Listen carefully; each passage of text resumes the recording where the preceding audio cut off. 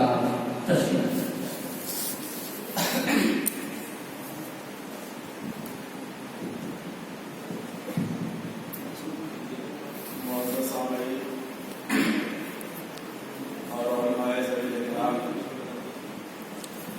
السلام علیکم ورحمۃ اللہ تعالی وبرکاتہ۔ الحمد للہ رب العالمین والعاقبۃ للمتقین والصلاۃ والسلام علی سید الانبیاء والمرسلین وعلی آلہ واصحابہ الطیبین الطاہرین، اما بعد فاعوذ باللہ من الشیطان الرجیم، بسم اللہ الرحمن الرحیم۔ قل یا ایھا الناس انی رسول اللہ الیکم جمیعا آمنت باللہ صدق اللہ مولانا العظیم وبلغنا رسولہ النبی الامین المکین الکریم ونحن علی ذلک لمن الشاہدین والشاکرین والحمد للہ رب العالمین۔ آئیے ہم اور آپ کو سننے اور سنانے سے قبل آقائے نامدار، مدینے کے تاجدار، دونوں عالم کے مالک و مختار، شہریار ارم، تاجدار حرم، نوبہار شفاعت، ارواحنا فدا، جناب احمد مصطفیٰ محمد مصطفیٰ صلی اللہ علیہ وسلم کی بارگاہ میں نہایت ہی عقیدت و احترام کے ساتھ درود و سلام کا نذرانہ پیش کرے پڑے۔ اللہم صل علی سیدنا مولانا محمد وعلی آل سیدنا مولانا محمد صلاۃ و سلام علیہ رسول اللہ صلی اللہ تعالی علیہ وسلم۔ عزیزان محترم، آج ہم اور آپ جشن ولادت آقا جہاں سرور کائنات صلی اللہ تعالی علیہ وسلم کے تعلق سے کچھ سننے اور سنانے کے لیے یہاں پر حاضر ہوئے ہیں، لیکن دوسری بات کہ ہمیں اور آپ کو یاد رکھنی چاہیے کہ ہم کسی میدان میں یا باہر کسی جگہ نہیں بیٹھے ہوئے ہیں، بلکہ ہم اللہ کے گھر میں مسجد میں بیٹھے ہوئے ہیں۔ تو اس کا بھی ادب ملوث خاطر بہرحال ہونا چاہیے۔ تو میں اپنے جملہ برادران اسلام سے گزارش کرتا ہوں کہ اگر وہ کسی بیماری کے شکار نہیں ہے تو سامنے آ جائے تو ان کی مہربانی ہوگی، کیونکہ ہر چیز کا ایک طریقہ ہوتا ہے، ایک نظم ہوتا ہے۔ جب اس طریقے سے وہ چیز ہوتی ہے تو آپ کو بھی اچھا لگے گا، اس کو بھی اچھا لگے گا۔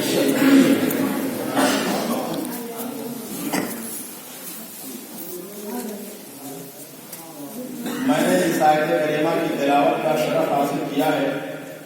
اللہ رب العالمین کلام مجدد میں ارشاد فرماتا ہے، قل یا ایھا الناس انی رسول اللہ الیکم جمیعا۔ اللہ رب العالمین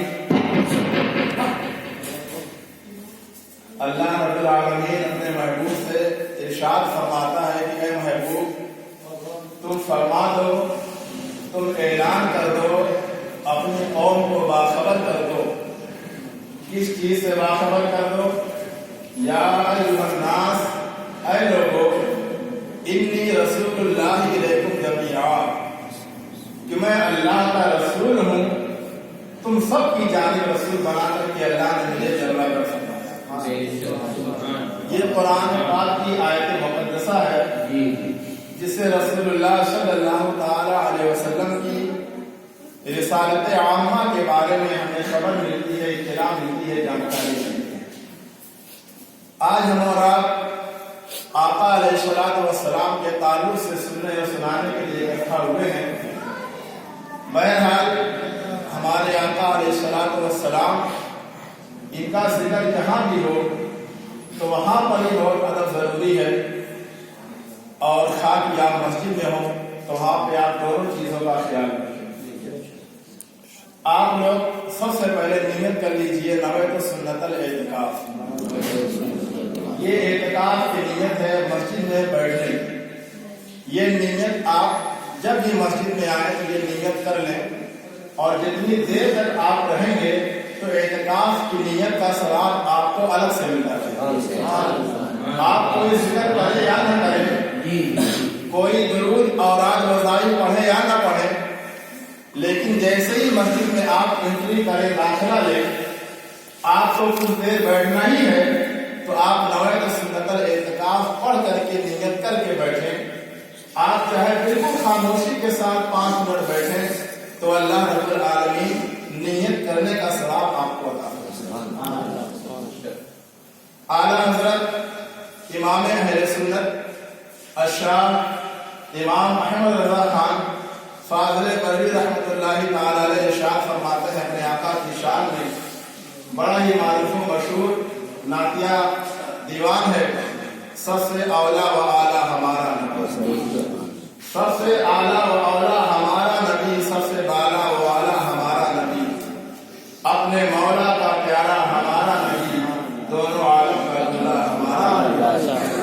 بجھ گئی جس کے آگے سبھی مشعلیں, بجھ گئی جس کے آگے سبھی مشعلیں, شمع وہ لے کر آیا ہمارا نبی, شمع وہ لے کر آیا ہمارا نبی. اور جس کے تلووں کا دھون ہے آب حیات, جس کے تلووں کا دھون ہے آب حیات, ہے وہ جانے مسیحا ہمارا نبی, ہے وہ جانے مسیحا ہمارا نبی.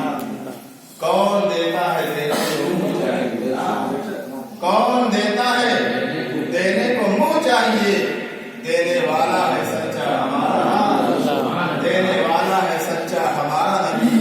اور بہت ہی پیارا شعر ہے, کیا خبر کتنے تارے کھلے چھپ گئے, کیا خبر کتنے تارے کھلے چھپ گئے, پر نہ ڈوبے نہ ڈوبا ہمارا نبی, پر نہ ڈوبے نہ ڈوبا ہمارا نبی. اور آخری میں اعلیٰ حضرت ہم گنہگاروں کو ایک ڈھارس بنا رہے ہیں, ایک امید دلا رہے ہیں کہ غمزدوں کو رضا مزدہ دیجیے کی ہے, غمزدوں کو رضا مزدہ دیجیے کی ہے. بے قصوں کا سہارا ہمارا, بے قصوں کا سہارا ہمارا نبی. جی لگا کر کے ہم کو روزے پاک اور پڑھیں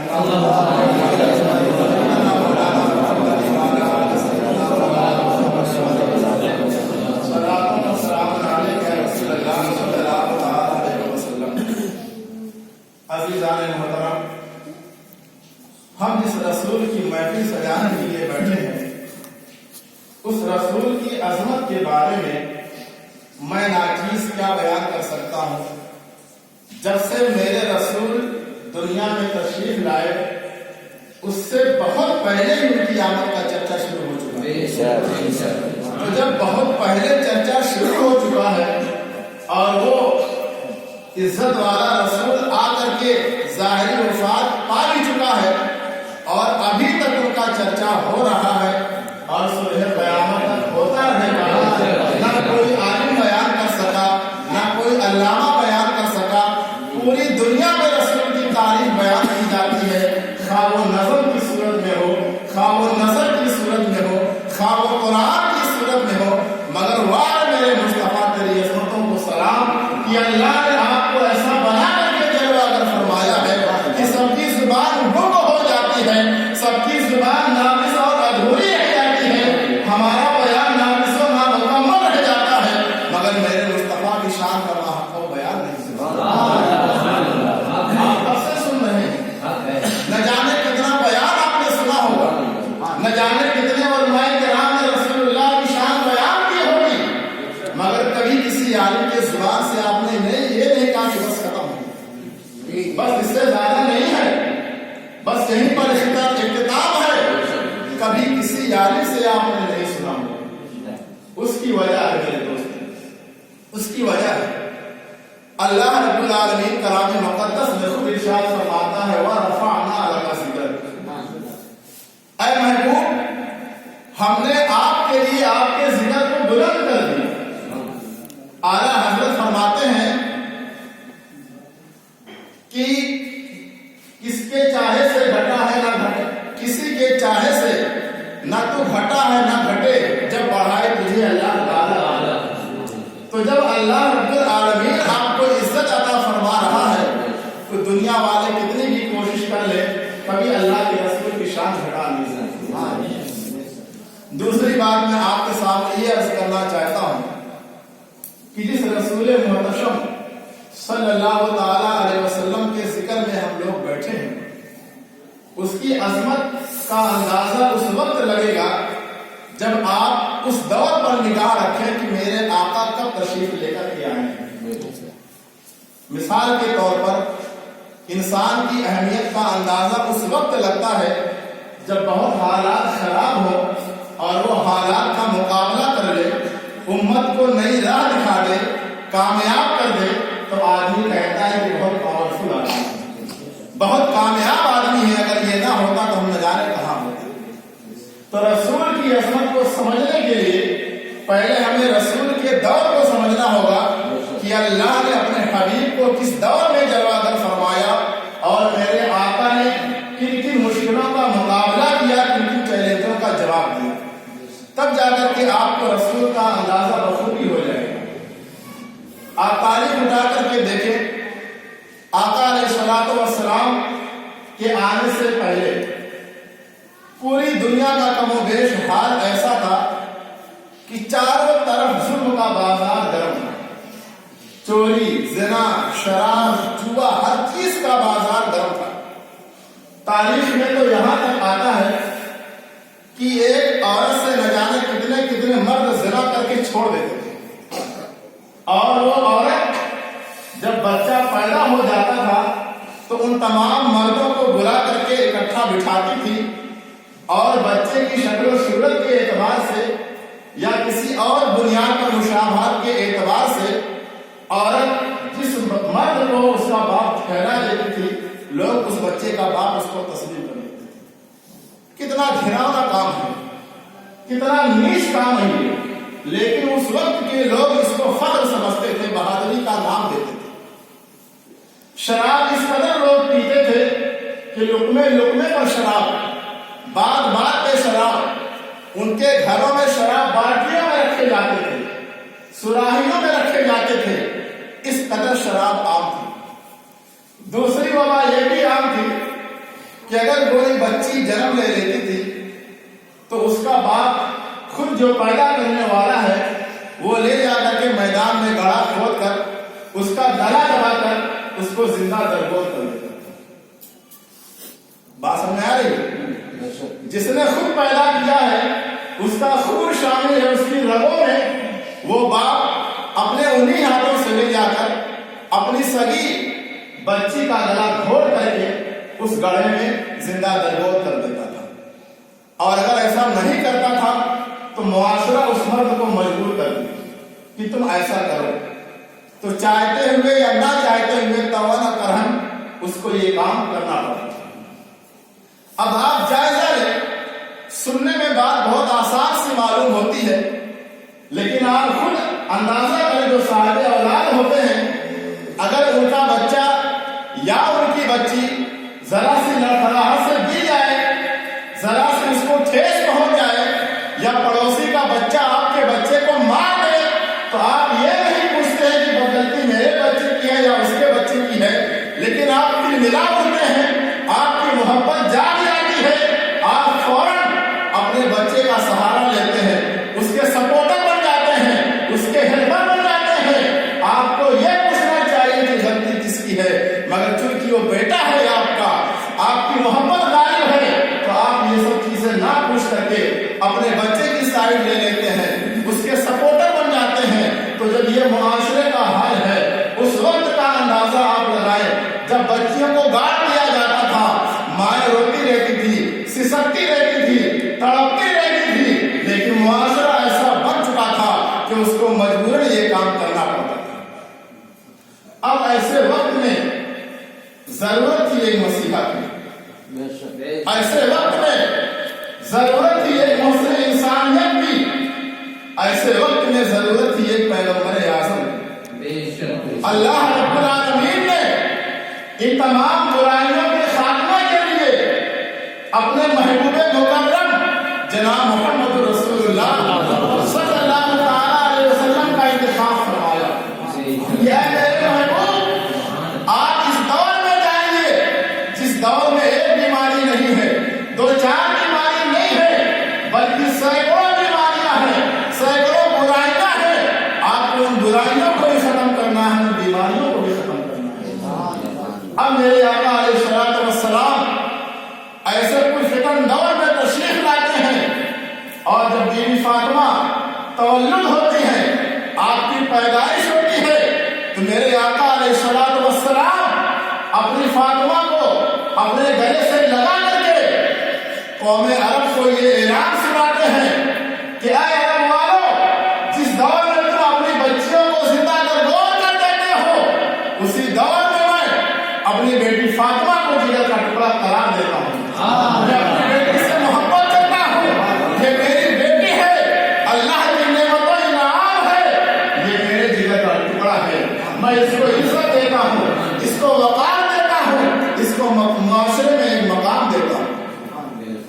आज की दुनिया में बेटी बचाओ का नारा लगता है, जहां जहां देखो रेडियो में बेटी बचाओ, बेटी पढ़ाओ, और वही दरिंदे जो बेटी बचाओ का नारा लगाते हैं वही हाथरस में कभी लड़कियों का बलात्कार करते हैं, काट काट के उसे खत्म कर देते हैं, शराब डाली जाती है, तेजाब डाला जाता है। ये कैसा नारा है बेटी बचाओ का? अरे चलो 1400 साल पहले चलो, मेरे आका ने जब बीवी फातिमा की विलादत हुई है उसी वक्त बेटी बचाओ का नारा दे दिया था। मेरी बेटी मेरे लिए मशवरा है। आज हमें अपनी बच्चियों को बताना होगा, आज हमें अपनी माँ और बहनों को बताना होगा कि सबसे पहले जो नारा जिन्होंने दिया है बेटी बचाने का, मेरे आका अलैहिस्सलातु वस्सलाम ने दिया। मेरे अल्लाह के रसूल ने हमारी माँ और बहनों को इज्जत अता फरमाई है, मकाम और मर्तबा अता फरमाया है। ये चीजें हमें बताना होगी ताकि हमारी माएँ और बहनें नकाब को बोझ ना समझें, पर्दे को जुर्म ना समझें, मजहब इस्लाम को पाबंदी ना समझें।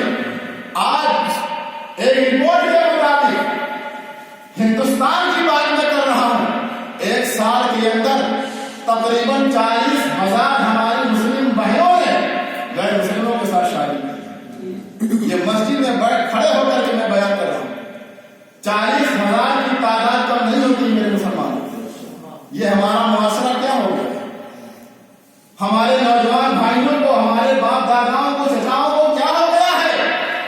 ये दीन मुस्तफा से दूरी नहीं तो क्या है? ना हमको पता है ना उनको पता है।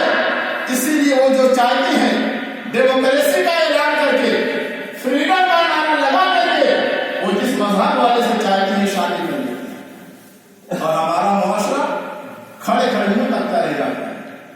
तो आज अपनी माओ को, अपनी बहनों और बच्चियों को ये बात बतानी होगी तारीख और कुरान की आयत में कि तुम्हें बदलाया जा रहा है, तुम्हें बहकाया जा रहा है। हर चमकने वाली चीज सोना नहीं होती। मेरे आका अलैहिस्सलातु वस्सलाम ने उस दौर में बेटी बचाओ का नारा इजाद किया है जब तुम्हें जिंदा दरगोर किया जाता था, तुम्हें बचाने वाला कोई नहीं था। खुद सगा बाप अपने हाथों से तुम्हारा गला घोट देकर जिंदा दरगोर कर देता था ताकि हमारी माँ के दिलों में अपने आका के ताल्लुक से मोहब्बत पैदा हो। आज जरूरत है दीन मुस्तफा से जुड़ने की, आज जरूरत है सीरत मुस्तफा बयान करने की। एक सहाबी रसूल आका अलैहिस्सलातु वस्सलाम की बारगाह में हाजिर होते हैं कि या रसूलल्लाह सल्लल्लाहु ताला अलैहि वसल्लम, जब मैं कुफ्र की दुनिया में था, यानी जब तक कलमा पढ़ करके मुसलमान नहीं हुआ था, तो उस दौर की दो चीजें मुझे बहुत याद आती हैं।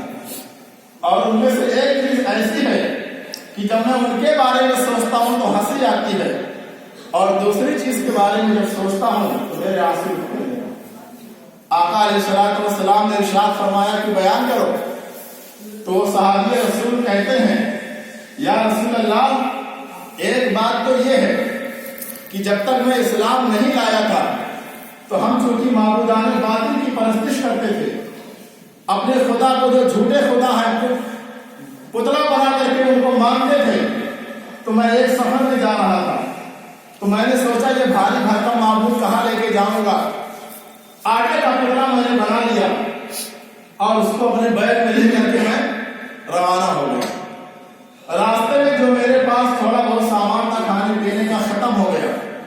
ختم ہونے کے بعد پھر جب بھوک کا غلبہ ہوا تو اب میرے پاس چونکہ کھانے پینے کا کوئی سامان نہیں ہے تو میں نے دیکھا کہ یہ آٹے کا ٹکڑا پڑا ہوا ہے جس کو میں بھگوان بھی مانتا ہوں، اس کی عبادت بھی کرتا ہوں، لیکن چونکہ بھوک اتنی تیز سے لگی ہے کہ میرے پاس کوئی چارہ بھی نہ تھا تو میں نے اسی آٹے کے معبود کو پانی ملا کر کے گوندھ ڈالا اور گوندھ کے پکا کر کے کھا لیا. اپنے بھگوان کو پکا کر کے کھا لیا. تو جب میں اس واقعے کو سوچتا ہوں تو میری ہنسی نہیں ہوتی. اور دوسرا واقعہ یہ ہے کہ اللہ کے رسول صلی اللہ تعالیٰ علیہ وسلم سے جب انہوں نے بیان کیا کہ میرے یہاں ایک بچی پیدا ہوئی اور میں اس وقت کہیں جا رہا تھا تو میں نے اپنی زوجہ سے کہا تھا کہ اس بچی کا خیال رکھنا، جب میں واپس آؤں گا تب اس کے بارے میں غور و فکر کیا جائے گا کہ اس کے ساتھ کیا کرنا ہے. جب وہ آدمی کچھ دنوں کے بعد سفر سے واپس آیا تو دیکھا کہ اس کی بچی قدرے جوان ہو گئی، بلوغت کے قریب پہنچ چکی ہے. اس نے کہا ایک کام کرتے ہیں، اس کو ایک قافلے والوں کے پاس لے جاتے ہیں، قبیلے والوں کے پاس لے جاتے ہیں اور بچی سے یہ کہہ دینا کہ تمہاری دعوت ہے، تمہاری سہیلیوں کے وہاں تمہارا بلاوا ہے، اس کو نہلا دو، دلا دو، کنگھی وغیرہ کر دو.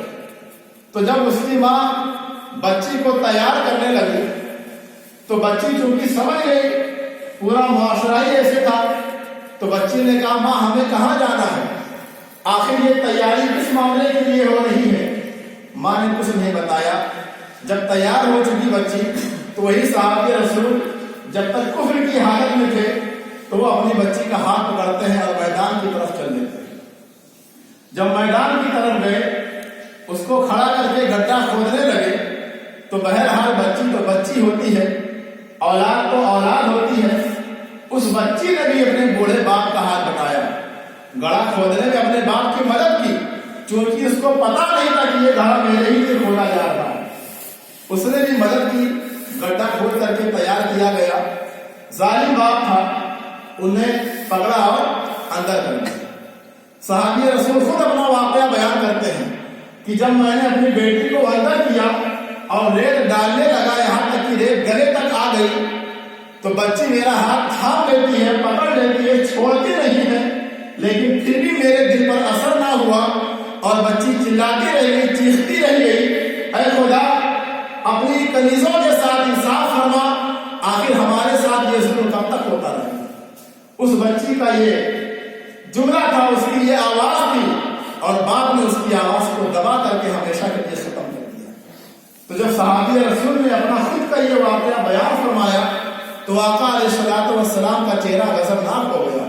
کہا یا رسول اللہ جب کفر کی حالت میں تھا تو میں نے یہ کام کر دیا اور آج جب بھی اس واقعے کو میں تازہ کرتا ہوں تو میرے آنسو نہیں رکتے ہیں، میری غلطی کو معاف کیا ہے.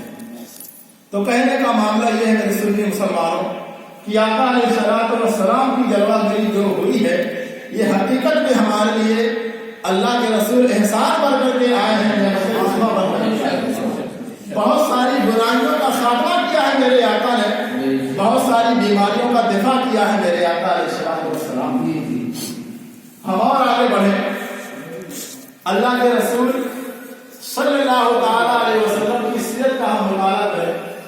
آج جگہ جگہ درود کی محفل ہوتی ہے، ہم چھوٹے سے درود پر اگر توجہ دیں کہ ہم آقا علیہ الصلوۃ والسلام کی ذات پر جو یہ پڑھتے ہیں یہ کیا چیز ہے.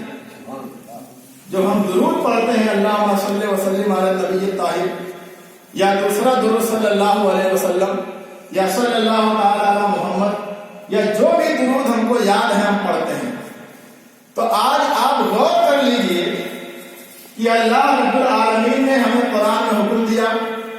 کیا حکم دیا؟ ان اللہ و ملائکتہ یصلون علی النبی. اللہ نے کیا حکم دیا؟ ان اللہ و ملائکتہ یصلون علی النبی. یہ حکم نہیں، یہ خبر ہے. یعنی اللہ پہلے باخبر کر رہا ہے پہلے بتا رہا ہے کہ میں خود اپنے نبی پر درود بھیجتا ہوں، میرے ملائکہ بھی میرے نبی پر درود بھیجتے ہیں۔ جب یہ خبر نہیں دیا اپنے بندوں کو، جب اللہ نے یہ اعلان کر دیا کہ میں بھی اپنے نبی پر درود بھیجتا ہوں اور میرے ملائکہ بھی میرے نبی پر درود بھیجتے ہیں، تو باری الہ کیا کرنا چاہیے؟ اب اللہ کا حکم آ رہا ہے، یا ایھا الذین آمنوا صلوا علیہ وسلموا تسلیما، کہ اے ایمان والو، جب میں خود یہ کام کرتا ہوں، میرے فرشتے بھی یہ کام کرتے ہیں، تو اب میں تم کو حکم دیتا ہوں، یا ایھا الذین آمنوا، اے ایمان والو، صلوا علیہ وسلموا تسلیما، کہ تم بھی میرے نبی پر درود و سلام کا نذرانہ پیش کیا۔ اب یہ آیت کریمہ ہے، لیکن آپ پورے قرآن کا مطالعہ کریں۔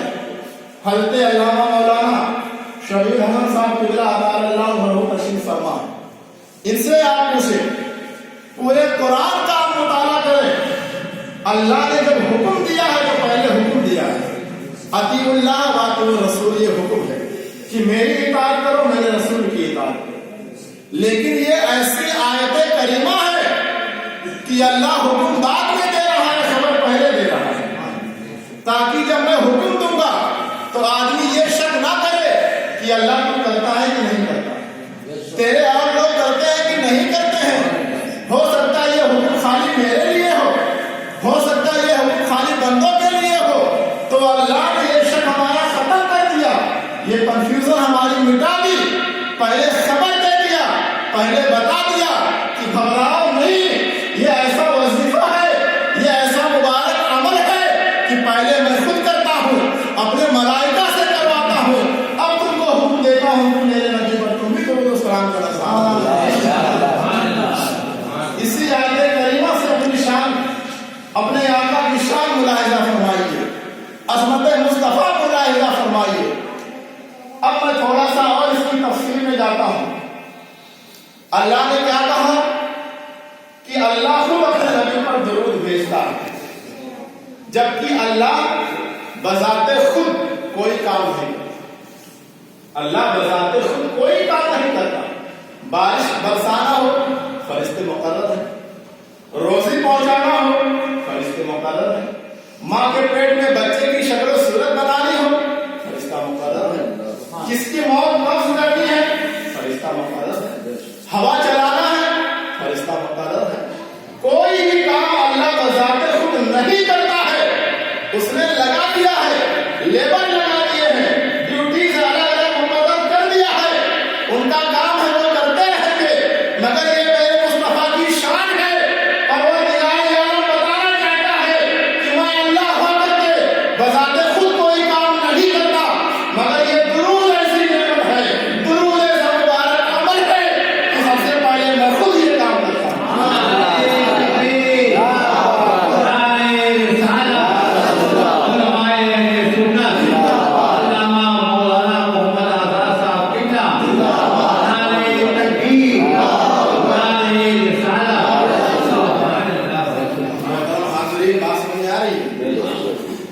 آپ اندازہ لگائیں اپنے محبوب کی، جس رسول کا ہم کلمہ پڑھتے ہیں، اتنی شان والا ہے وہ رسول، ہمارا سینہ فخر سے چوڑا ہونا چاہیے۔ ہم نے اپنے آقا کی شان کو سمجھا ہی نہیں۔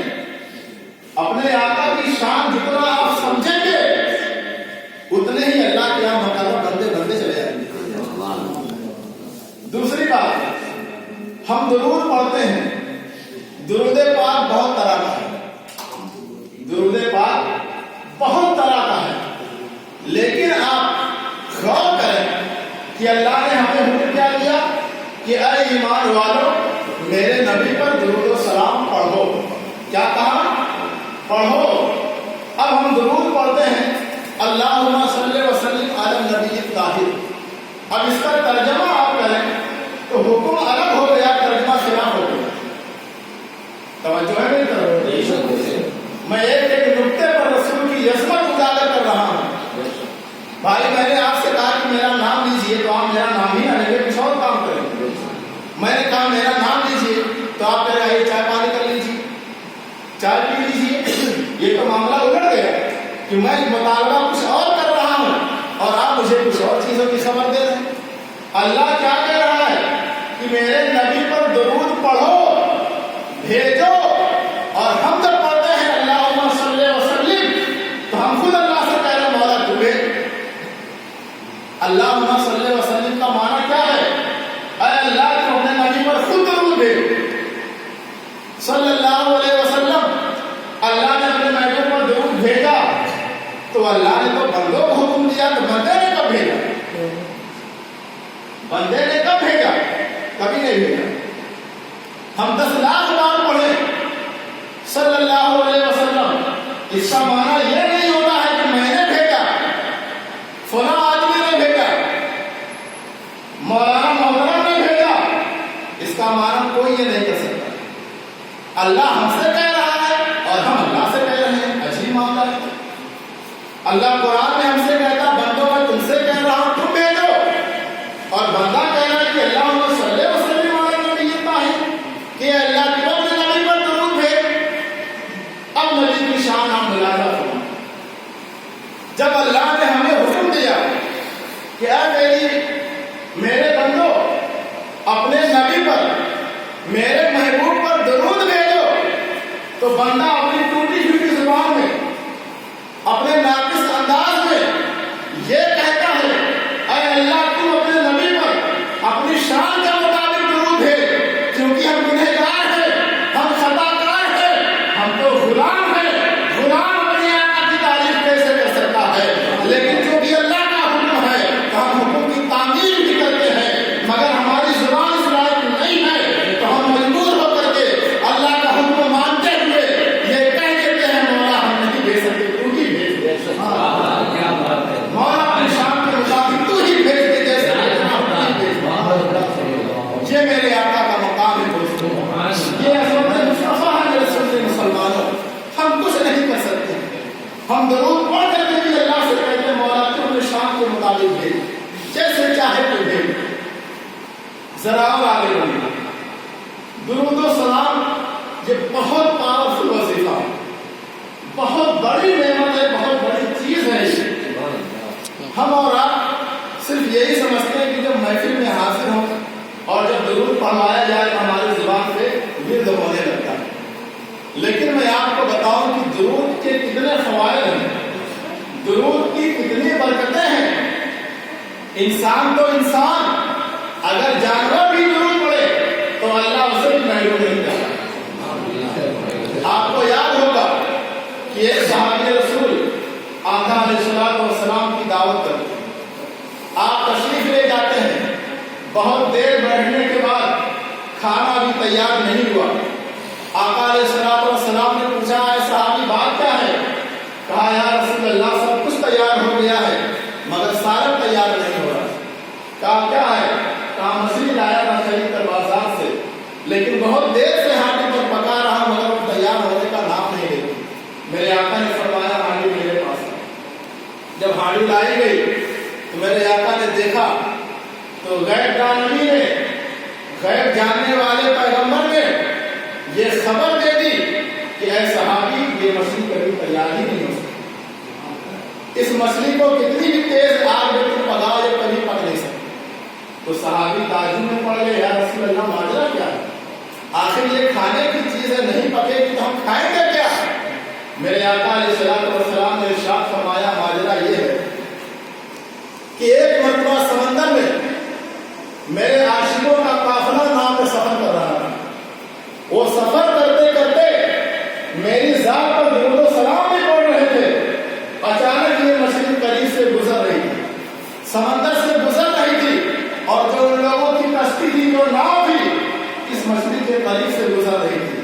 تو جب مچھلی کے کان میں میرے اوپر درود و سلام کا نذرانہ پڑھے جانے والی آواز اس کے کان میں گئی تو وہ مچھلی مست ہو گئی، وہ دیوانہ بن گئی. وہ مچھلی تھوڑا سا اوپر آ گئی اور کان لگا کر کے میرا درود و سلام سننے لگی. اور وہ مشورے کے ہاتھ لگی، مشورہ بازار میں لایا، بازار میں تم نے خریدا. اور یہ اللہ کا فرمان ہے کہ جو آقا علیہ السلام کی ذات پر درود پاک پڑھتا ہے یا پڑھنے والے کا درود سنتا ہے تو اللہ اس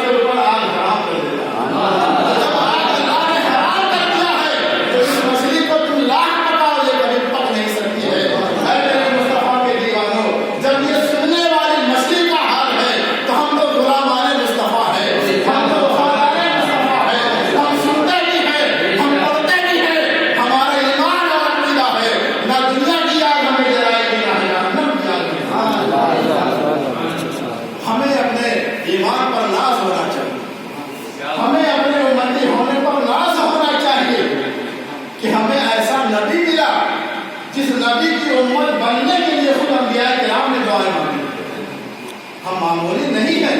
ये अलग बात है कि हमें हमारे अमल ने खराब कर दिया, हमारे आमाल ने हमारी कर्जों कीमत को बाजार में घटा दिया, इसमें पूरा का पूरा हमारा कसूर। वरना हम ऐसे नबी के उम्मती हैं जिनके उम्मती में होने के लिए अंबियाए किराम ने अल्लाह से दुआएं मांगी कि मुझे पैगंबर आज़म का उम्मती बना, मुझे मोहम्मद रसूलुल्लाह का उम्मती बना। अपने आका की शान को समझो। तो जब ये जानवर का हाल हो सकता है, तो अगर हम जरूर पढ़े आका की बारगाह में, हम कितने महबूबे बारगाह बन सकते हैं। आपने कभी गौर किया शहद की मक्खी पर? ये शहद की मक्खी जो होती है, जो ये अपने मुंह से शहद निकालती है, शहद मीठा होता है। लेकिन क्यों मीठा होता है, इस पे रिसर्च करके आप देखें, इस पे तहकीक करके आप देखें ये मीठा क्यों होता है। आप कहेंगे शहद मीठा ही होता है, लेकिन मेरा सवाल है क्यों मीठा होता है? कुछ तो वजह होगी, कोई तो कारण होगा, कोई तो रीजन होगा। तो आका अलैहिस्सलातु वस्सलाम खुद बयान करते हैं कि एक मरतबा आका अलैहिस्सलातु वस्सलाम ने एक शहद की मक्खी को पकड़ा और कहा है शहद की मक्खी ये बता तुम्हारा शहद मीठा क्यों होता है, तुम्हारा शहद मीठा क्यों होता है, जबकि तुम फूलों का रस चूसती हो, फलों का रस चूसती हो, डालियों पर बैठकर पत्तों का रस चूसती हो। कभी फल खट्टा भी होता है, कभी फल कसैला भी होता है, कभी फल मीठा भी होता है। हम जो ग़िज़ा खाते हैं हमारे फज़लात उसी तरीके से होते हैं, हमारे पसीने की बदबू उसी तरीके की हो जाती है। तो ऐ शहद की मक्खी, तूने रस चूसा है तो खट्टे वाले का भी चूसा है, कसैले वाले का भी चूसा है, मीठे वाले का भी चूसा है। तो अगर शहद होता है खट्टा भी होना चाहिए, कसैला भी होना चाहिए, मीठा भी होना चाहिए। लेकिन ऐ शहद की मक्खी, तू उन पर भी बैठती है, उन पर भी बैठती है, उन पर भी बैठती है, सबको चूसती है, मगर जब छत्ते में आती है, अपने घर में आती है, जब मुंह के जरिए निकालती है, जब उगलती है, ये शहद खट्टा नहीं होता है, ये शहद कसैला नहीं होता है, ये शहद अगर होता है तो सिर्फ और सिर्फ मीठा होता है। इसकी वजह क्या है, इसका सबब क्या है? जब मेरे आका अलैहिस्सलातु वस्सलाम ने शहद की मक्खी से दरियाफ्त किया तो मक्खी हाथ जोड़कर अपने अंदाज में अर्ज करती है, या रसूल अल्लाह आपकी बात सही है कि मैं फलों पर बैठती हूँ, मैं फूलों पर बैठती हूँ, मैं पत्तियों पर बैठती हूँ, खट्टा भी होता है, मीठा भी होता है, कसैला भी होता है, मगर उन तमाम को जब चूस लेती हूँ और वहां से जब परवास करती हूँ, जब अपने छत्ते की तरफ आने लगती हूँ, जब अपने घर की तरफ आने लगती हूँ, तो वहां से लेकर के शहद उगलने तक आपकी बारगाह में सलातो सलाम पढ़ते हैं,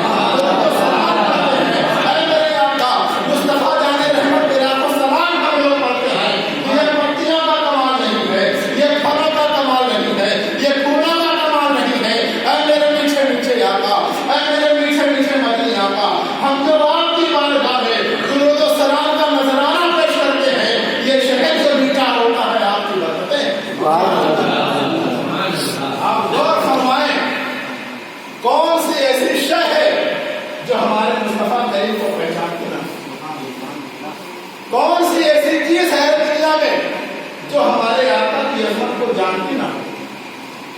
आपको तमाम वाक़यात मिल जाएंगे कि मेरे आका अलैहिस्सलातु वस्सलाम जिस रास्ते से गुजर जाते थे दरख्त सलाम किया था। मेरे आका खुद सुनते भी थे, दरख्त झुक जाया करते थे, पत्थर सलाम किया करते थे। है कोई शान वाला नबी ऐसा तो दिखाओ, है कोई शान वाला नबी को ऐसा दिखाओ। हमारे आका की शान तो ये है, अल्लाहु अकबर।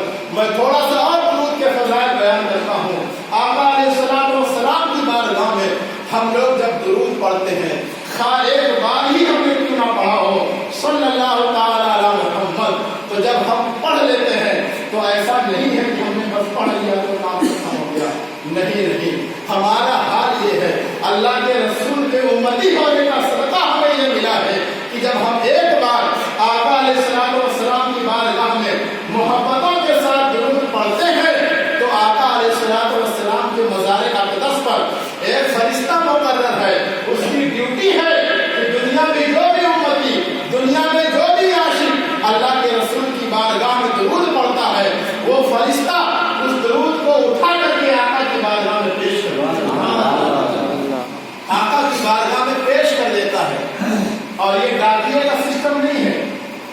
یہ اور کوئی سسٹم نہیں ہے کہ پورے دن کا ڈاکیا اکٹھا کیا پھر کل لے کے جائیں گے، نہیں.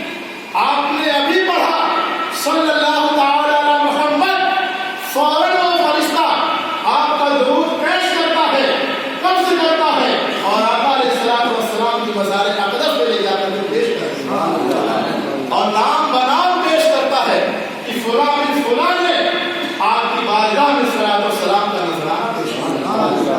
اب آپ اندازہ کریں کہ دنیا میں کتنے مشابہ رسول ہیں، کتنے شہدائے رسول ہیں، ہر وقت کوئی نہ کوئی آقا کی بارگاہ میں صلوات و سلام پیش کرتا رہتا ہے. اور وہ فرشتہ ہے کہ سب کا درود و سلام فوری طور پر آقا کی بارگاہ میں پہنچاتا ہے. یہ شان ہے خدمتگاروں کی. سردار کا عالم کیا ہوگا جب ان کی رفتار کے بارے میں کوئی نہیں سمجھ سکتا. یہ فرشتے کی شان ہے کہ چاہے جہاں سے بھی، چاہے کوئی بھی ہو، ایک بار بھی درود پڑھے، 10 بار پڑھے، 100 بار پڑھے، فٹافٹ لے جا کر کے، فوری طور پہ لے جا کر کے. یہاں ہم پڑھ رہے ہیں، آج اس مسجد میں ہم پڑھتے ہیں، ٹانڈا کی سرزمین میں ہم پڑھتے ہیں، فوراً وہ فرشتہ یہاں سے پیش کر کے مدینہ کی سرزمین میں لے جا کر کے پہنچا.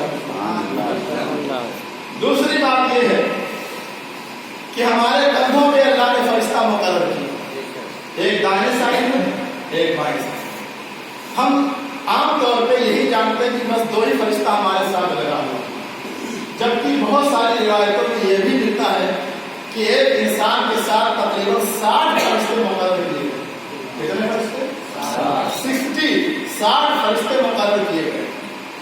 2 فرشتے ان کا کام جو ہے آپ جانتے ہیں کہ داہنا والا نیک اعمال لکھتا ہے، بائیں والا برائی لکھتا ہے. ایک فرشتہ اللہ نے ہمارے سینے کے سامنے رکھا، وہ ہمیشہ ہمارے سینے کے سامنے تعینات رہتا ہے. اس کا کام یہ ہے کہ بندے کو نیک کام کرنے پر وہ ابھارتا ہے. اور ایک پیٹھ کے پیچھے اللہ نے لگا رکھا ہے، اس کا بھی کام یہ ہے کہ وہ برائی سے آپ کو بچائے اور نیکی کرنے کی طرف آپ کو اٹھائے. اور ایک فرشتہ اللہ نے آپ کے منہ کے سامنے رکھا ہے، اور ایک فرشتہ اللہ نے آپ کے ناک کے نیچے کے سامنے رکھا ہے، اور ایک فرشتہ آپ کی پیشانی کے سامنے اللہ نے تعینات کر دیا. تو یہ جو پیشانی کے سامنے والا فرشتہ ہے، یہ فرشتہ بھی جس بندے مومن کے ساتھ لگا ہوا ہے، جب بھی وہ آقا کی بارگاہ میں سلام پڑھتا ہے وہ لے جا کر کے پہنچاتا ہے. ایک تو وہاں لگا ہے جو روضہ رسول پہ ہے، وہ بھی یہی کام کرتا ہے، اور جو آپ کی پیشانی کے سامنے والا فرشتہ ہے وہ بھی آپ کا درود آقا کی بارگاہ میں پہنچانے کے لیے معمور ہے. اور کچھ فرشتے سیر و سیاحت پر معمور ہیں، تفریح پر معمور ہیں، سیر و سیاحت کے لیے معمور ہیں. تو وہ فرشتے بھی عاشق رسول کا درود و سلام پیش کر کے، قبض کر کے آقا علیہ الصلوۃ والسلام کی بارگاہ میں پہنچاتے ہیں. تو اب ہم خود فیصلہ کریں کہ ہم کتنے خوش نصیب. ہم نے اپنے آپ کو پہچانا نہیں. اللہ نے تو ہمارا لقب بیان کر دیا کہ ہم اشرف المخلوقات ہیں، مگر ہم نے اس ٹائٹل کا غلط استعمال کیا. ہمارے لیے یہ لقب سوٹ نہ کیا. جیسے لوگ کہاوت کہتے ہیں کتے کو بھی ہضم نہیں ہوتا.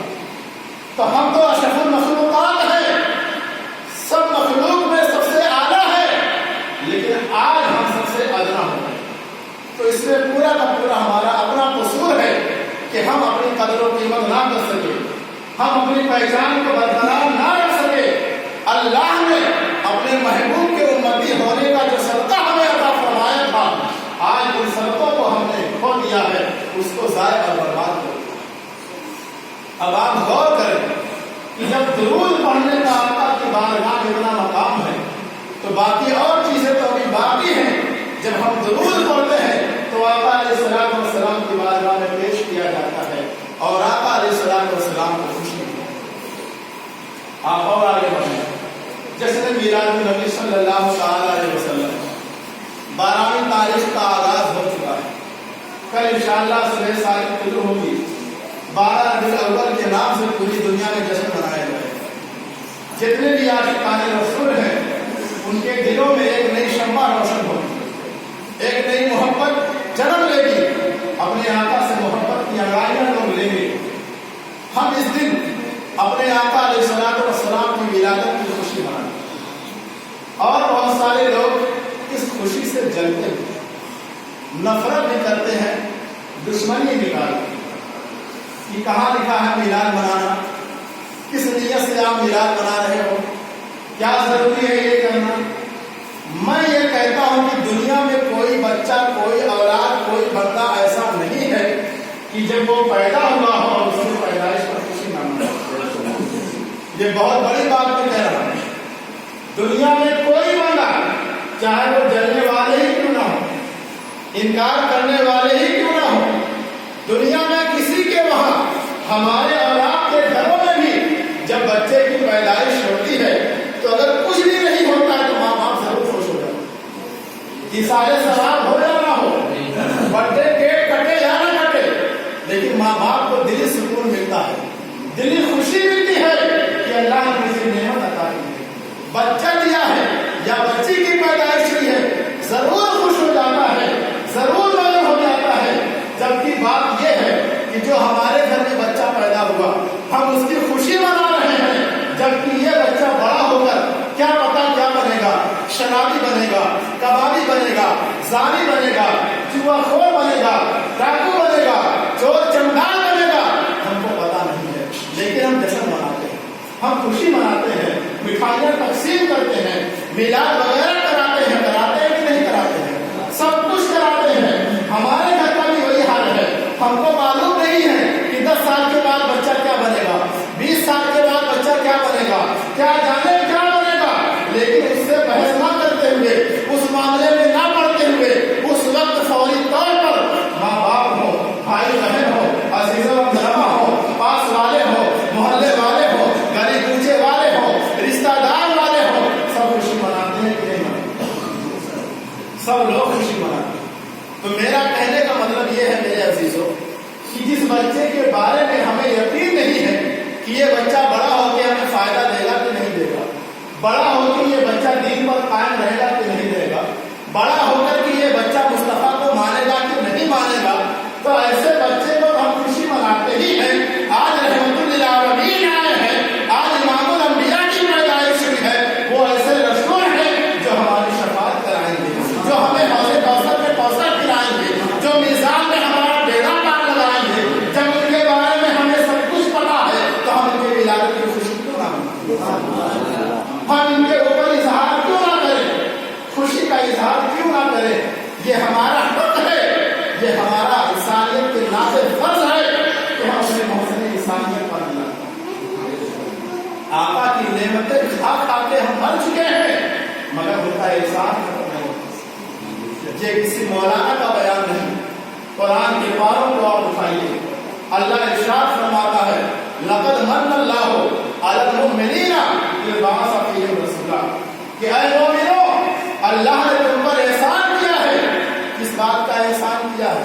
ہمیں ہاتھ دیا ہے اسی لیے, ہمیں پاؤں دیا ہے اسی لیے, ہمیں آنکھیں دی ہیں اسی لیے, ہمیں زبان دیا ہے اسی لیے, ہمیں زندگی دی ہے اسی لیے, ہمیں دولت دیا ہے اسی لیے, اولاد دیا ہے اسی لیے, عیش و آرام دیا ہے اسی لیے نہیں. سب کچھ اللہ نے دیا ہے, مگر قرآن میں کہیں پر آپ کو یہ نہیں ملے گا کہ اے میرے بندے, میں نے نعمتیں دی ہیں, ہاتھ بھی دیا ہے, پیر بھی دیا ہے, زبان بھی دیا ہے, آنکھیں بھی دی ہے, سوچنے سمجھنے کے لیے عقل سلیم بھی دی ہے, میں احسان جتلا رہا ہوں, کہیں آپ کو نہیں ملے گا. جبکہ سب اللہ کی نعمتیں ہیں, مگر قربان جائیے حضرت مصطفیٰ پر, اپنے آقا کی شان پر.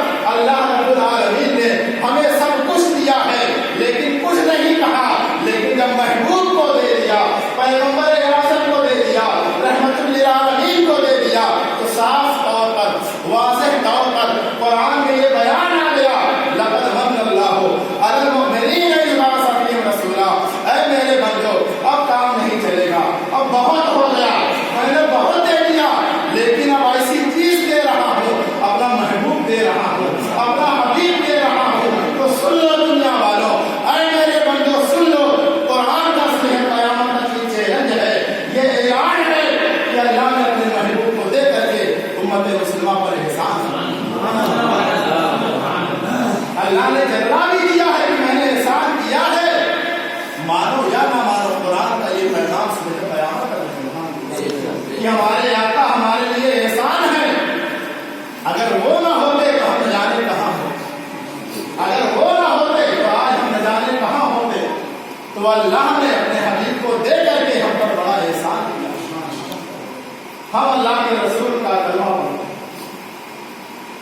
1,24,000 انبیاء کرام دنیا میں جلوہ کرتے ہیں. سارے نبیوں کا کلمہ الگ الگ تھا. اپنی امت کو پڑھاتے تھے، سکھاتے تھے، اپنی قوم کو بتلاتے تھے. لا الہ الا اللہ موسیٰ کلیم اللہ، لا الہ الا اللہ ابراہیم خلیل اللہ. ہر نبی اپنی قوم کو، اپنے فالوورز ماننے والوں کو اپنا کلمہ پڑھاتے تھے. لیکن جب خود نبی کلمہ پڑھتا تھا تو کس کا کلمہ پڑھے؟ جب نبی خود کلمہ پڑھے تو کس کا پڑھے گا؟ موسیٰ نے اپنی قوم کو تو پڑھا دیا لا الہ الا اللہ موسیٰ کلیم اللہ. ابراہیم علیہ السلام نے تو پڑھا دیا لا الہ الا اللہ ابراہیم خلیل اللہ. سارے نبیوں نے اپنے اوقات کو شامل کر کے اپنے کلمے کو اپنی قوم کو سکھا دیا. مگر میں ان 1,24,000 انبیاء کرام سے پوچھنا چاہتا ہوں کہ جب آپ خود کلمہ پڑھتے تھے تو آپ کس کا کلمہ پڑھتے؟ تعجب والی بات ہے کہ نہیں؟ جب آپ خود کلمہ پڑھتے تھے، جبکہ آپ خود نبی ہیں، آپ خود اللہ کے پیغمبر ہیں، لیکن جب آپ خود کلمہ پڑھتے تھے تو آپ کس کا کلمہ پڑھتے؟ تو آپ احادیث کی کتابیں اٹھا کر کے دیکھیں، ہر نبی اپنا کلمہ اپنے قوم کو سکھاتا تھا. مگر اے میرے مصطفیٰ، تیری عظمتوں کو سلام، جب نبی خود اپنا کلمہ اپنی قوم کو پڑھاتا تھا، لیکن جب خود اپنے پڑھنے کی باری آتی تھی تو لا الہ الا اللہ محمد رسول اللہ، اشہد ان لا الہ الا اللہ واشہد ان محمد عبدہ ورسولہ کا کلمہ. کیا یہ میرے مصطفیٰ کی شان نہیں ہے؟ کیا یہ میرے مصطفیٰ کی عظمت نہیں ہے؟ ابھی آقا آئے بھی نہیں ہے، کلمہ پڑھا جا رہا ہے. ابھی آقا آئے بھی نہیں ہے، دھومیں مچ گئی ہے. ہر نبی آپ کی آمد کی خوشخبری سنا رہا ہے. توریت اٹھا کر کے دیکھے، زبور اٹھا کر کے دیکھے، انجیل اٹھا کر کے دیکھے. عیسیٰ علیہ السلام اپنے کچھ ماننے والوں کے سامنے بیٹھے ہوئے ہیں، اپنے حواری کے ساتھ بیٹھے ہوئے ہیں اور باتیں کرتے کرتے ارشاد فرماتے ہیں اے میری قوم، اے میرے ماننے والوں، اے میرے حواری، میں تو تمہارا نبی ہوں، تم مجھے اپنا نبی مانتے ہو، لیکن میں کیا تمہیں ایسی بات نہ بتا دوں کہ جو تمہیں سن کر تعجب ہونے لگے؟ تو آپ کے حواری نے کہا اے میرے نبی، آپ ہمارے نبی ہیں، ہم تو آپ ہی کا کلمہ پڑھتے ہیں، آپ کو کون سی بات بتانا چاہتے ہیں؟ تو عیسیٰ علیہ السلام نے ارشاد فرمایا جس کو قرآن کے پاروں میں نشر کر دیا گیا ہے، وہ مبشرا برسول یاتی من بعد اسمہ احمد. اے میرے حواری، میں تمہیں اپنے بعد ایسے آنے والے نبی کی خوشخبری سناتا ہوں کہ جس کا نام احمد ہوگا، جس کا نام احمد ہوگا، وہ نبی ہوگا. وہ موسیٰ کا بھی نبی ہے، وہ عیسیٰ کا بھی نبی ہے، وہ نوح کا بھی نبی ہے، وہ ابراہیم کا بھی نبی ہے، وہ اسماعیل کا بھی نبی ہے، سارے نبیوں کا نبی ہے. جب وہ آئے گا تو امام الانبیاء کا تشریف لائے گا. لوگ حیران ہو گئے، ہم تو آپ کا کلمہ پڑھتے ہیں، ہم تو آپ کو نبی مانتے ہیں، لیکن عیسیٰ علیہ السلام نے آپ کی آمد سے 500-600 سال پہلے ہی قرآن کی آیت کے مطابق یہ خوشخبری سنا دی یاتی من بعد اسمہ احمد، جو میرے بعد آنے والا ہے، جو دولہا آنے والا ہے، جو کونین کا دولہا آنے والا ہے، اس کا نام احمد ہوگا. بات سمجھ میں آ رہی ہے؟ اب جب احمد نام آ گیا تو میں اس کی تھوڑا سا وضاحت کر دوں اگر آپ کو گھبراہٹ ہے. ہم لوگ اپنے آقا کو کس نام سے مانتے ہیں؟ محمد. کس نام سے مانتے ہیں؟ محمد. لیکن احمد بھی آپ کا نام. جب تک آپ عرش پر تھے آپ کا نام کیا تھا؟ احمد. تبھی تو عیسیٰ علیہ السلام نے کہا کہ میرے بعد جو آئے گا وہ احمد نام کا ہو جائے گا. لیکن ہم لوگ اپنے آقا کی شان احمد کے حوالے سے کم جانتے ہیں، محمد کے حوالے سے زیادہ. سنیت جھومو، اپنے نصیبوں پر فخر کرو، جھوم جاؤ اپنے نصیبے پر. رسول کی ایک ایک شان معجزہ ہے، رسول کی ایک ایک ادا معجزے کا نام ہے، رسول کی ایک ایک ادا معجزہ ہے، ایک ایک نام معجزہ ہے. کسی شاعر نے بہت ہی اچھے انداز میں کہا کہ انبیاء کو خدا نے دیے معجزے، انبیاء کو خدا نے دیے معجزے، ہمارا نبی معجزہ بن کے آیا، ہمارا نبی معجزہ بن کے آیا۔ احمد اور محمد میں آپ کو معجزانہ شان دکھانا چاہتا ہوں کہ جب میرے آقا عرش اعلیٰ پہ تھے، عرش پہ جلوہ فرما تھے، تو آپ کا نام احمد۔ احمد کا معنی وہ ہوتا ہے کہ جو سب سے زیادہ تعریف کے قابل، جس کی سب سے زیادہ تعریف کی جائے، جو سب سے زیادہ اچھا انسان ہو، تعریف کے قابل ہو، اس کو کہا جاتا ہے احمد۔ تو آپ جب تک وہاں تھے آپ کا معاملہ عرش پر، لیکن اب چونکہ آپ کو فرش پہ آنا ہے، آپ کو دنیا کے سامنے پیش ہونا ہے، تو اللہ نے کتنے پیارے نام کا انتخاب فرمایا۔ یہ بھی تو ہو سکتا ہے کہ محبوب جو نام تیرا یہاں ہے وہی نام تمہارا دنیا میں بھی ہو، لیکن چونکہ اللہ عالم الغیب و شہادہ ہے، اللہ سب جانتا ہے، تو اللہ نے اپنے ارادے میں یہ بات رکھ لی کہ اب جب دنیا میں جانے کی باری ہے تو صرف احمد سے کام نہیں چلے، چونکہ دنیا میں بہت سارے لوگ ہوں گے، بہت سارے مقتدین کے لوگ ہوں گے، کوئی ان کو برا برا کہے گا، کوئی ان کی تعریف کرے گا، کوئی ان کے نام پر سر پٹانے کے لیے تیار ہوگا، تو اب صرف احمد سے کام نہیں چلے۔ تو اللہ رب العالمین نے کیا انتخاب فرمایا؟ محمد صلی اللہ علیہ وسلم کہ محبوب اب آپ لوگوں کے سامنے جا رہے ہیں تو اب آپ کا نام محمد ہو۔ اب آپ لفظ محمد پہ غور کریں کہ محمد ہے کیا؟ احمد کے معنی وہ انسان جو سب سے زیادہ تعریف کے قابل ہے، اور محمد کے معنی وہ انسان جس کی تعریف ہو چکی ہو، جو کسی کی تعریف کا محتاج نہ ہو۔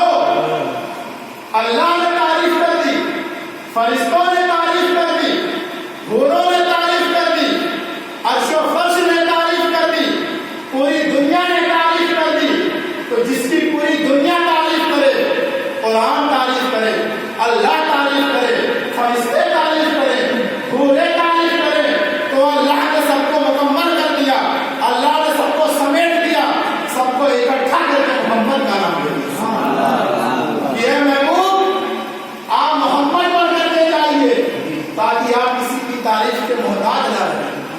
ہاں اگر کوئی آپ کی تعریف کرے گا تو اس کا بھلا ہوگا، اس کی معراج ہوگی، اس کی دنیا آخرت سمجھ آئے گی، لیکن آپ محمد ہیں، اللہ نے آپ کی تعریف کر دی ہے، سب نے آپ کی تعریف کر دی ہے، آپ یہ کرائے ہو، آپ کو دنیا والوں کی محتاجی نہیں۔ بات سمجھ آ رہی؟ اپنے آقا علیہ الصلوۃ والسلام کی شان کو سمجھو۔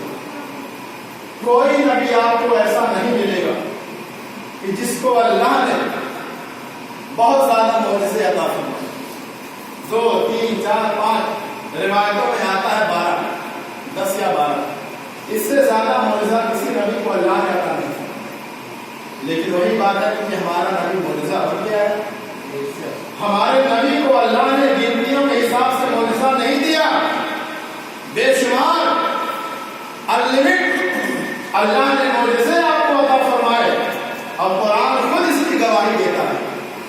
قد جاءکم برہان من ربکم، اے لوگوں تمہارے پاس تمہارے رب کی طرف سے برہان آ گیا، دلیل آ گئی، سراپا معجزہ آ گیا، جس کا چلنا بھی معجزہ ہے، جس کا بیٹھنا بھی معجزہ ہے، جس کا سب کچھ کرنا بھی معجزہ ہے۔ آپ قرآن اٹھا کر کے دیکھیں، آپ کو قرآن میں آقا علیہ الصلوۃ والسلام کی تعریف کا خزانہ ہے۔ کوئی نبی ایسا نہیں ہے کہ جس کے سر سے لے کے پیر تک قرآن نے تعریف کی ہو، 1-2 آیتوں کی تعریف کر دی ہے، لیکن میرے مصطفیٰ کی شان یہ ہے کہ جب زبان کی تعریف آتی ہے تو خدا کہتا ہے ہمارے جب سینے کی تعریف ہوتی ہے تو اللہ فرماتا ہے جب ہاتھ کی باری آتی ہے تو اللہ فرماتا ہے جب قدم مبارک کی باری آتی ہے تو اللہ فرماتا ہے لا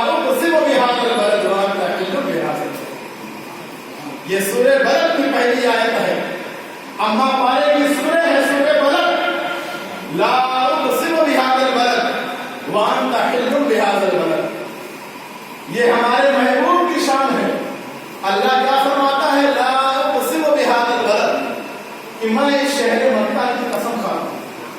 جو مکہ شہر ہے جہاں پہ خانہ کعبہ آباد ہے، جہاں پہ حاجی لوگ عمرہ کرنے کے لیے حج کرنے کی نیت سے جاتے ہیں، تو وہ زمین کتنی معظم ہے، وہ زمین کتنی عظیم ہے کہ اللہ کا وہاں مقدس گھر ہے، خانہ کعبہ ہے. تو اللہ اس شہر مکہ کی قسم کھاتا ہے. اور جب آدمی کسی کی قسم کھاتا ہے تو اس کو عظیم سمجھ کے کھاتا ہے. میں کہتا ہوں کہ اللہ کی قسم میں جھوٹ نہیں بول رہا ہوں، اس کا مطلب یہ ہے کہ میں اللہ کو بہت عظیم مانتا ہوں. اسی لیے اللہ کی قسم کہہ کے اپنی بات کو پکا کر رہا ہوں تاکہ سامنے والے کو شک نہ. تو اللہ قسم کھا رہا ہے قرآن میں کہ میں اس شہر مکہ کی قسم کھا رہا ہوں. شہر مکہ کی قسم اللہ کھا رہا ہے. اب آپ کے دل میں ایک سوال آتا ہے کہ اللہ کو قسم کھانے کی کیا ضرورت ہے؟ اللہ کو اپنے بات کی دلیل دینے کی کیا ضرورت؟ اس شہر مکہ میں تو عظیم عظیم نعمتیں ہیں. خانہ کعبہ آباد ہے، بہت سارے اور عظیم مقامات ہیں کہ جس کی وجہ سے وہ شہر خود معظم ہے، وہ شہر خود عظمت والا ہے. حاجی وہاں حج کرتا ہے، عمرہ کرنے والے وہاں عمرے کرتے ہیں. اس سے عظیم بات کیا ہوگی؟ لیکن آپ غور فرمائیں، یہ آقا کی شان ہے میرے سنی مسلمان. یہ قرآن ہے جو صبح قیامت تک بدلا نہیں جائے گا. لا تبدیل لکلمات اللہ، جو لکھ دیا گیا ہے وہ اللہ کا فیصلہ. تو اللہ شہر مکہ کی قسم کھا رہا ہے. اب آپ خود سوچیں کہ اللہ شہر مکہ کی قسم کیوں کھا رہا ہے؟ کیا اس لیے کھا رہا ہے کہ وہاں خانہ کعبہ ہے؟ کیا اس لیے کھا رہا ہے کہ وہاں صفا مروہ ہے؟ کیا اس لیے کھا رہا ہے کہ وہاں آب زمزم کا کنواں ہے؟ کیا اس لیے کھا رہا ہے کہ وہاں پوری دنیا کے لوگ ایک ساتھ حج کرتے ہیں، اللہ کی وحدانیت کا اعلان کرتے ہیں، اپنے گناہوں سے بھول جاتے ہیں؟ کیا ان تمام باتوں کی بنیاد پر اللہ قسم کھا رہا ہے؟ نہیں. عظمت والی سب اپنی جگہ، لیکن قرآن آپ پڑھیں. قرآن اللہ فرما رہا ہے کہ میں اس شہر مکہ کی قسم کھا رہا ہوں، لیکن کسی اور بنیاد پر نہیں.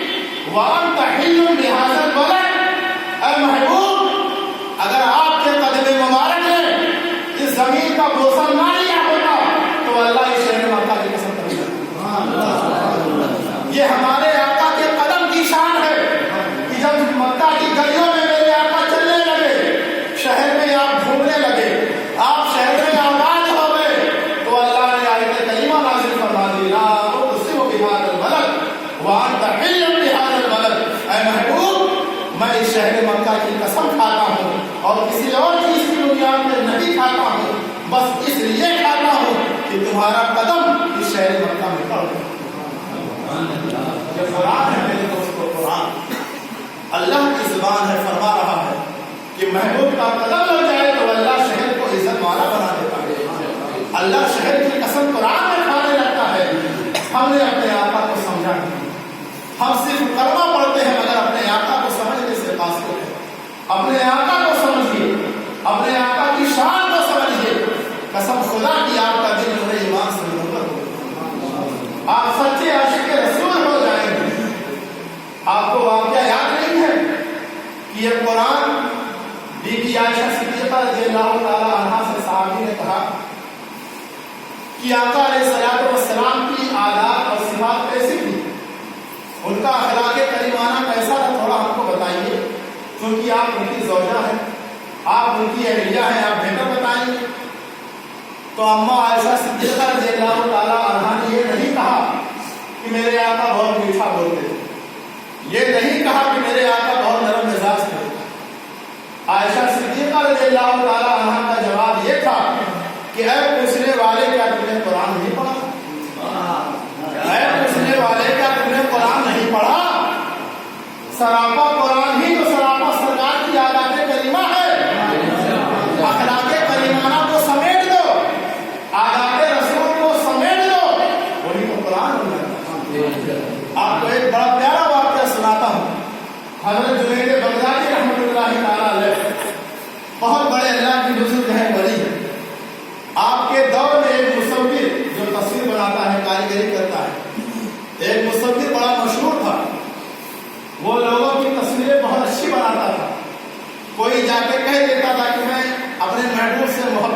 ہوں اور اپنے محبوب کی شکل و صورت بتاتا تھا، حلیہ بتاتا تھا، تو وہ مصور ہو بہو ویسے ہی بنا دیتا اور بنا کر کے اس انسان کو دے دیتا تھا. لوگوں کا تانا لگا رہتا تھا، ہر آدمی جاتا اور اپنے من موافق اپنے محبوب کی شکل و صورت اور حلیہ بنوا کے لے آتا. بہت چرچا ہو گیا. جنید بغدادی رحمۃ اللہ تعالی علیہ نے جب یہ سنا تو آپ بھی اس کے پاس تشریف لے. وہ مصور مسلمان تھا. جب اس نے آپ کو دیکھا تو بادر کھڑا ہو گیا کہ حضور آپ کہاں؟ مجھ ناچیز کے وہاں. تو جنید بغدادی رحمۃ اللہ علیہ نے کہا کہ کوئی بات نہیں، تم مصور ہو، اچھی صورت بناتے ہو، لوگ جیسا چاہتے ہیں ویسا تم بنا دیتے ہو صرف بتانے پر، تو میں بھی چلا آیا ہوں، مجھے بھی یہ صورت بنوانی ہے اور میں اس سے محبت کرتا ہوں، اسی محبوب کی صورت بنوانی. تو مصور نے کہا ٹھیک ہے بتائیے میں بنا دیتا ہوں. جنید بغدادی رحمۃ اللہ تعالی علیہ نے ارشاد فرمایا جیسا کہ قرآن میں ہے، آپ کا چہرہ کیسا ہے؟ والضحیٰ واللیل اذا سجى. آپ کا سینہ کیسے ہے؟ الم نشرح لک صدرک. ساری صفات، سارا حلیہ، ساری شکل و صورت جنید بغدادی رحمۃ اللہ تعالی علیہ نے بتا دیا. جب بتا چکے تو مصور کہتا ہے کہ ارے یہ صورت تو میں نے پہلے سے بنا کر کے رکھی، یہ صورت میں نے پہلے سے بنا کر کے تیار کی ہوئی، یہ رکھی ہوئی ہے میرے پاس، بنا کر کے دینے کی ضرورت آپ کو نہیں ہے. تو جنید بغدادی نے کہا اچھا یہ تو حیرت کی بات ہے، سب کے محبوب کی تصویر تم سامنے بنا کر کے فوراً دیتے ہو اور میرے محبوب کی تصویر تم کہہ رہے ہو کہ پہلے سے بنا کر کے رکھی ہے. کہا ہاں حضور. کہا اچھا ٹھیک ہے لا کر کے دکھاؤ. وہ مصور کمرے کے اندر ایک کپڑے سے لپیٹ کر کے کوئی چیز لاتا ہے. جب وہ سامان لا کر کے جنید بغدادی کے ہاتھ میں دیتا ہے یہ آپ کے محبوب کی تصویر ہے، تو جب اس پر سے کپڑا ہٹاتے ہیں تو جنید بغدادی کیا دیکھتے ہیں؟ یہ تو قرآن ہے، یہ تو اللہ کا کلام ہے، یہ تو فرقان حمید ہے. آپ نے کہا ہے مصور یہ تصویر کہاں ہے؟ یہ فوٹو کہاں ہے؟ یہ امیج کہاں ہے؟ یہ پکچر کہاں ہے؟ یہ تو قرآن ہے، یہ تو اللہ کی کتاب ہے. مصور نے جواب دیا یا جنید بغدادی سچی تصویر تو یہی مصطفیٰ کی ہے، اس سے اچھی تصویر نہیں ہوتی. آپ اپنے آقا کی شان پڑھیں تو صحیح. ہمارے آقا کی شان بہت ہی نرالی ہے. بس میں اسی پر اپنی بات کو ختم کرتا ہوں. اللہ رب العالمین کی بارگاہ میں دعا ہے کہ میں نے جو کچھ بھی بیان کیا اللہ رب العالمین ان تمام باتوں پر ہم سب کو عمل کرنے کی توفیق عطا فرمائے اور ہم سب کے دلوں میں رسول اللہ کی سچی محبت پیدا فرمائے. وآخر دعوانا الحمد للہ رب العالمین. السلام علیکم ورحمۃ اللہ تعالی وبرکاتہ.